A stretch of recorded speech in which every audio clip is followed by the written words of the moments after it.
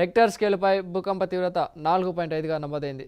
మళ్లీ ప్రకంపనలు వస్తాయేమో అనే భయంతో ప్రజలు రోడ్ల మీదనే ఉండిపోయారు. అయితే ఇప్పటివరకు ఎలాంటి ప్రాణ నష్టం, ఆస్తి నష్టం జరగలేదని అధికారులు తెలిపారు. భూకంపాలకు అవకాశం ఎక్కువగా ఉన్న ప్రాంతం కావడంతో కశ్మీర్ ప్రజలు ఎప్పుడూ అప్రమత్తంగా ఉండాలని అధికారులు సూచించారు.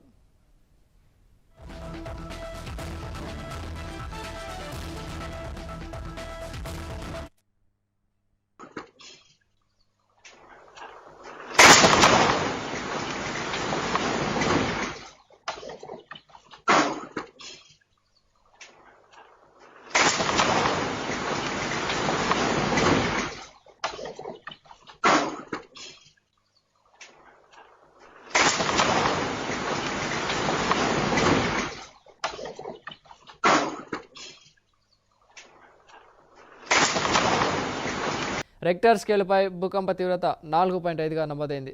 మళ్లీ ప్రకంపనలు వస్తాయేమో అనే భయంతో ప్రజలు రోడ్ల మీదనే ఉండిపోయారు. అయితే ఇప్పటివరకు ఎలాంటి ప్రాణ నష్టం, ఆస్తి నష్టం జరగలేదని అధికారులు తెలిపారు. భూకంపాలకు అవకాశం ఎక్కువగా ఉన్న ప్రాంతం కావడంతో కశ్మీర్ ప్రజలు ఎప్పుడూ అప్రమత్తంగా ఉండాలని అధికారులు సూచించారు.